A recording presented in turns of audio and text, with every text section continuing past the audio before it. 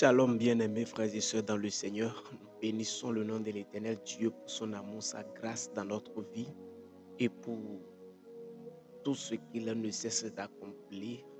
Nous voilà encore dans une nouvelle vidéo pour parler cette fois-ci d'un thème très important pour chrétiens et non-chrétiens. Alors, je vais vous demander, si vous n'êtes pas encore abonné à notre chaîne YouTube, de le faire maintenant en cliquant sur le bouton abonner qui se retrouve en bas de la vidéo. Cela va seulement permettre à ce que l'évangile que nous propageons sur cette chaîne aille encore loin, plus loin dans le monde entier pour atteindre d'autres personnes qui n'ont pas accès à l'évangile. Que le Seigneur vous bénisse abondamment. Continuons maintenant sur notre thème du jour. Bien-aimés, nous sommes là pour parler sur un thème, comme je le disais tout à l'heure, et ce thème c'est quoi? Ce que le diable combat le plus dans la vie du croyant. Ce que le diable combat le plus dans la vie du chrétien. Prions un moment. Père éternel, Dieu Tout-Puissant, je voudrais te rendre grâce pour ton amour, pour ta bonté, pour tout ce que tu es, pour tout ce que tu fais pour nous.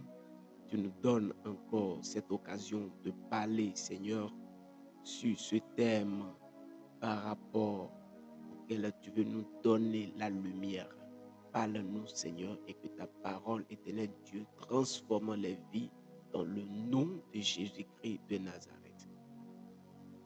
Alors, une fois encore, bien-aimés dans le Seigneur, comme je le disais tout à l'heure, ce que le diable combat le plus dans la vie du chrétien. Ce que le diable combat le plus dans la vie du chrétien. Nous allons lire quelques passages et ensuite nous lancer sur le développement de ce thème. Et tu vas comprendre aujourd'hui ce que le diable est en train d'attaquer dans ta vie, ce que le diable ne veut pas du tout que tu aies, ce que le diable ne veut pas du tout que tu gardes, ce que le diable attaque le plus souvent. Bien-aimés, nous allons lire dans le livre de Hébreux le chapitre 12. Hébreux le chapitre 12, nous allons lire le verset 2. Hébreux le chapitre 12, je vais lire le verset 2 rapidement. La Bible déclare: ayant les regards sur Jésus, le chef et le consommateur de la foi, qui, en vue de la joie qui lui était réservée, a souffert la croix, méprisé l'ignominie, et s'est assis à la droite du trône de Dieu. Que le nom du Seigneur soit glorifié. Chapitre 10. Permettez-moi de lire seulement le verset 38 et le verset 39, s'il vous plaît. Il est écrit: et mon juste vivra par la foi, mais s'il se retire, mon âme ne prend pas plaisir en lui. Et mon juste vivra par la foi, mais s'il se retire, mon âme ne prend pas plaisir en lui.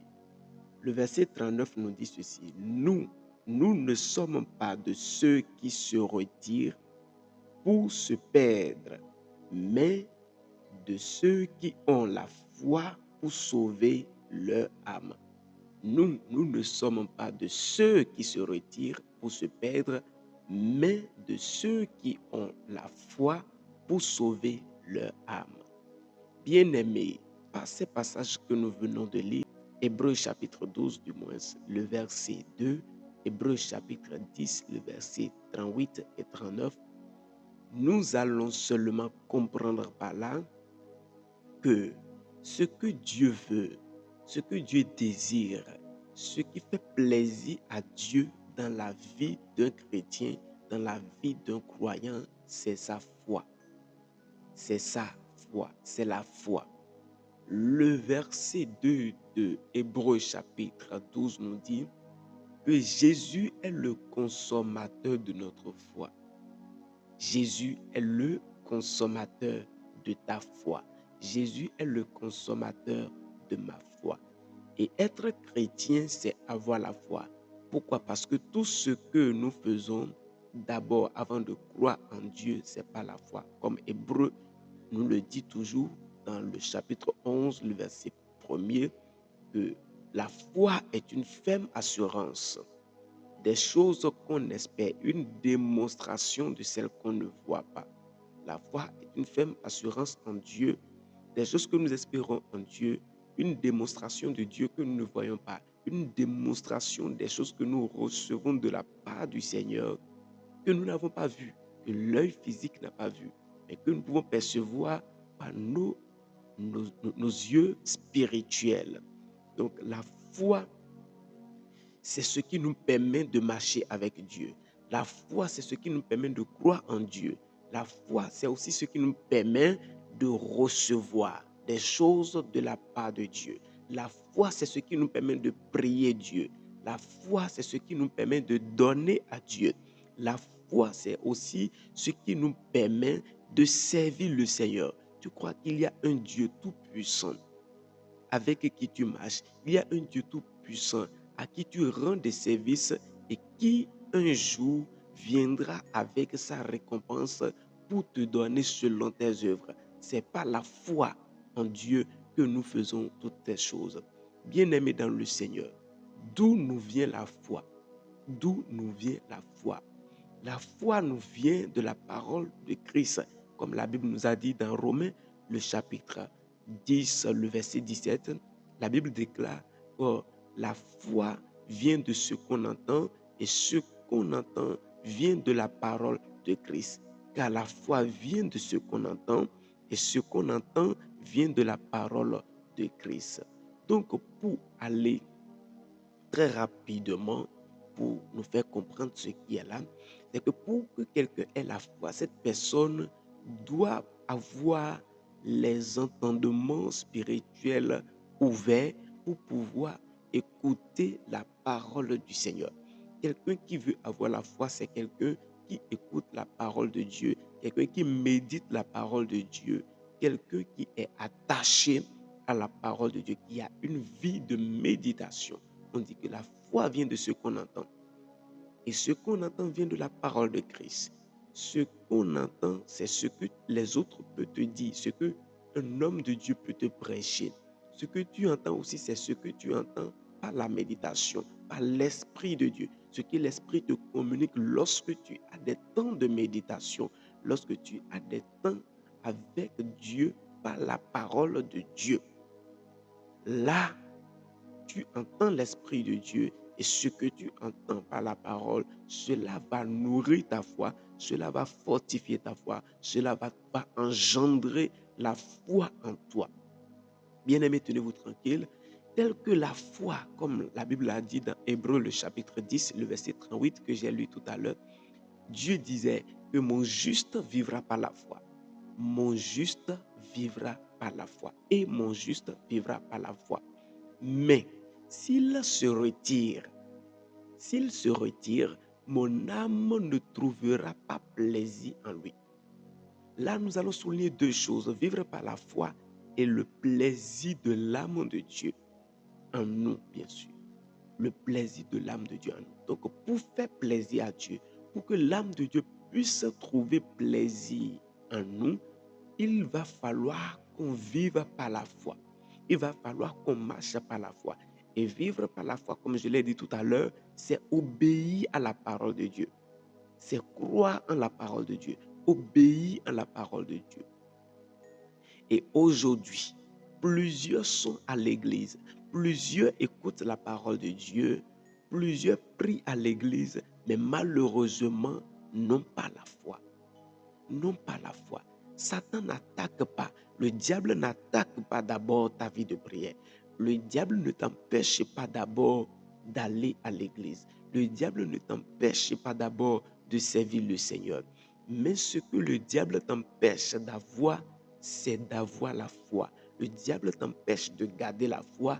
Le diable t'empêche de nourrir ta foi.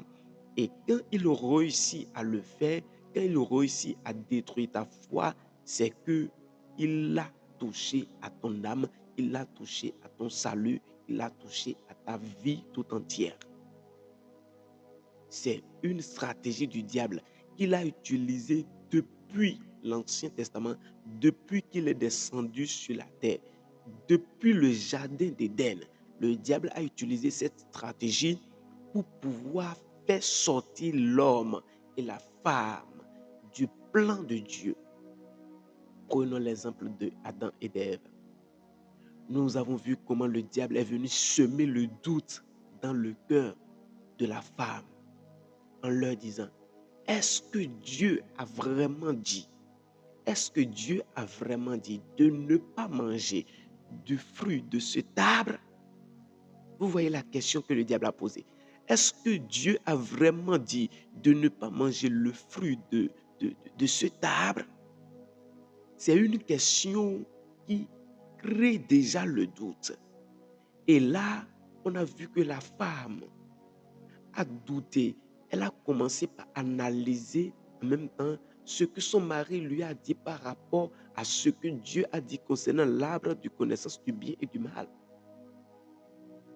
Alors, est-ce que Dieu nous a vraiment interdit de manger du fruit de cet arbre? Et le diable ajoute, non, Dieu, il sait que si vous mangez, que vous allez devenir comme des dieux. Donc c'est faux. Ce que Dieu dit, Dieu, il ne peut pas vous empêcher de manger du fruit de cet arbre. Parce que si vous mangez ça, vous allez devenir comme des dieux. Si vous regardez le fruit est déjà agréable, le fruit est beau.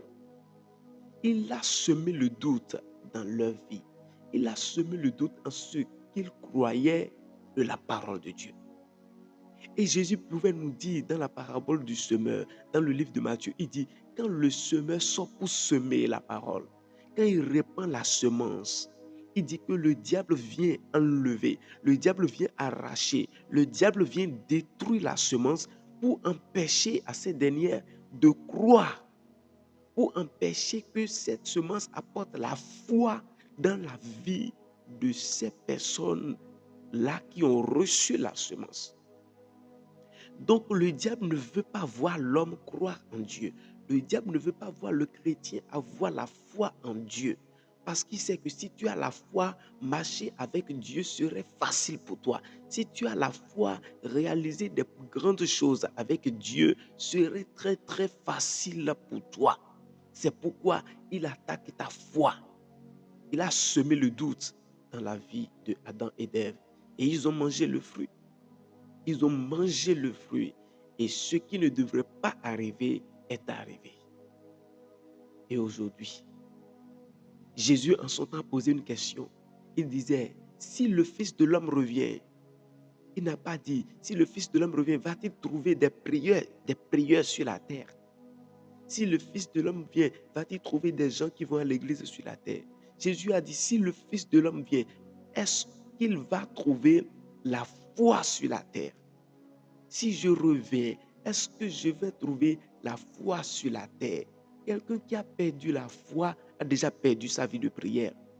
Parce que si tu n'as pas la foi, à quoi ça va te servir de prier? Tu ne pourras plus prier. Le diable va te dire, mais depuis que tu pries, tu ne vois pas des ossements. Tu ne vois pas des ossements.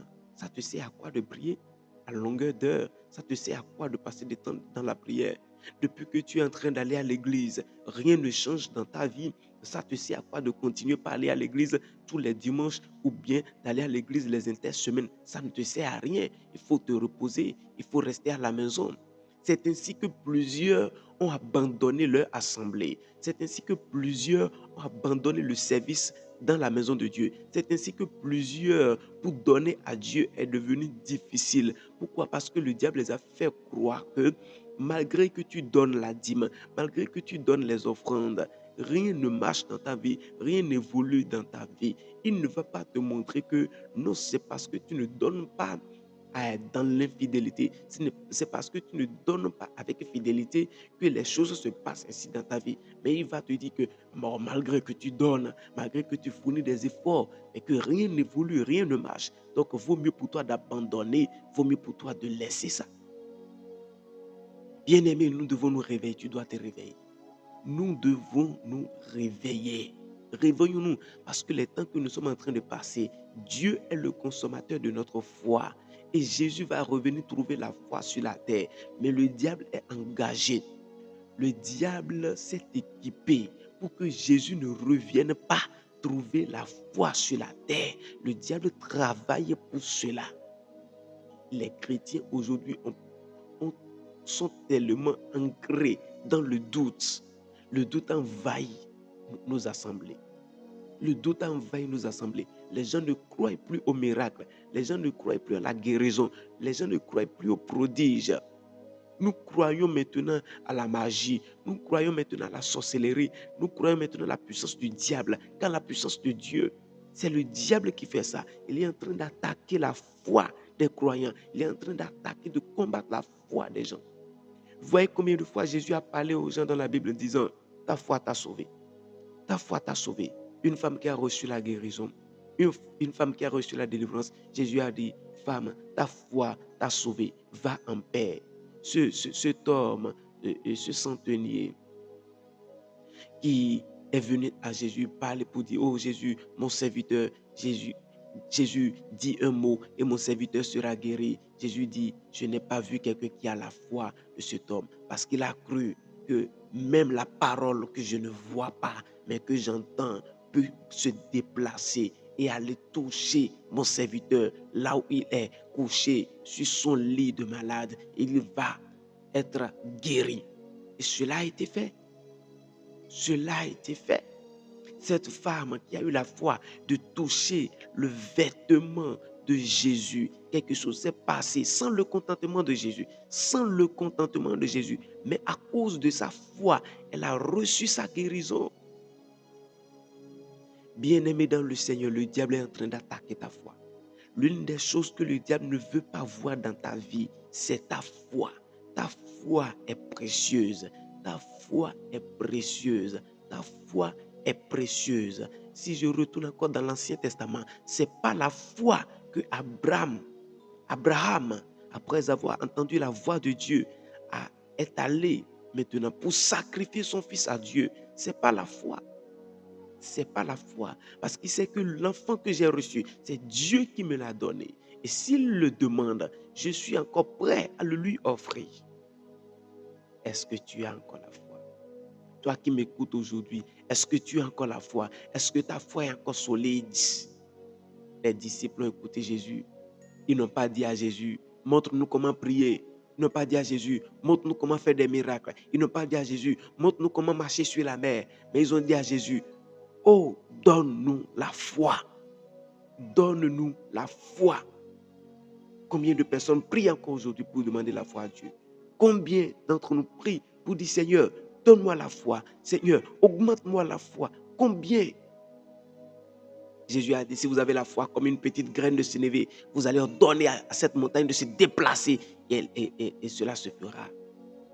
Mais nous avons perdu même la petite foi qu'on devrait avoir pour déplacer les montagnes. Notre foi s'est enfouie dans des situations compliquées, dans des problèmes. Notre foi s'est enfouie. Notre foi est allée se cacher au plus fond, au plus profond de notre esprit ou de notre âme, ou je ne sais où. Mais tu dois te réveiller. Toi qui écoutes ce message, tu dois te réveiller. Tu dois te réveiller. Si dans les derniers temps, il y aura les temps difficiles, c'est parce que les gens vont perdre la foi. Les gens seront incrédules. Les gens vont se détourner de la vraie doctrine pour se tourner vers les faussetés, vers les mensonges.